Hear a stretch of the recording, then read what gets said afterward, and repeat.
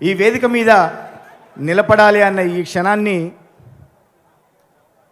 తమ్ముడు cinema బిహెచ్లో shooting జరుగుతుంటే ఎప్పుడెప్పుడు చూద్దామా ఆయన్ని అని చెప్పి అక్కడ తచ్చాడుతున్న రోజుల నుంచి జానీ సినిమాలో నేను చదివిన తెలుగు విశ్వవిద్యాలయంలో టీం అంతా పవన్ కళ్యాణ్ క్రియేటివ్ టీమ్స్లో పనిచేస్తుంటే పవన్ కళ్యాణ్ గారికి మట్టి పరిమళం అంటే ఇష్టం, జానపదం అంటే చాలా ఇష్టం, అంటే ఓహో మనకి ఇంకా పిలుపు వచ్చేస్తుందని ఆశపడ్డ క్షణం నుంచి ఇంకా నేను సినిమాలు చేయను, ప్రజల కోసం నేను వెళ్తున్నాను అంటే అయ్యో నా కలం రాయదా పవన్ అన్నకి అనుకొని బాధపడ్డ క్షణం నుంచి ఈరోజు ఈ వేదిక మీద నిల్చున్నాను. నాకు నిజంగా చాలా సంతోషంగా ఉంది. ఎందుకంటే మనమందరం పంచప్రాణాలే ఉంటాయి, మనకి బాగా నచ్చిన వాళ్ళని ఆరో ప్రాణంగా అనుకుంటాం.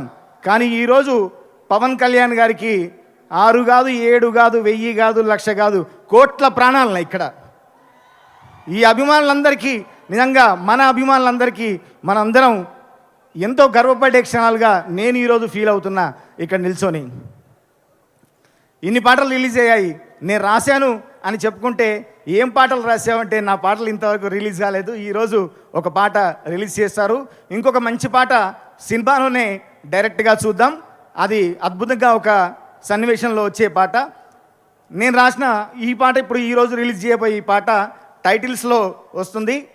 సినిమా ఏ విధంగా ఉండబోతోంది, ఆ సినిమా క్రమం ఏంది అని చెప్పే పాట అది. త్రివిక్రమ్ గారు నిజంగా వారితో పనిచేయడం చాలా సంతోషంగా ఉంటుంది.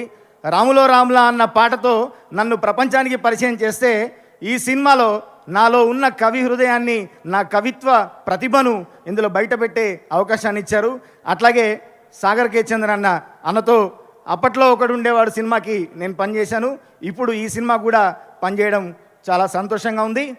అట్లాగే నిర్మాతలు చిన్నబాబు గారికి, మా వంశీ అన్నకి, మిగతా అందరికీ ప్రత్యేక ధన్యవాదాలు తెలియజేసుకుంటూ నా క్రమంలో అంటే నా ప్రయాణంలో నన్ను ఎంతగానో ఎంకరేజ్ చేస్తున్న తమన్ గారికి ప్రత్యేక ధన్యవాదాలు తెలియజేసుకుంటూ ఇప్పుడు ఆ పాట రిలీజ్ చేస్తారు. ఒక 2 లైన్లు మాత్రం పాడతాను.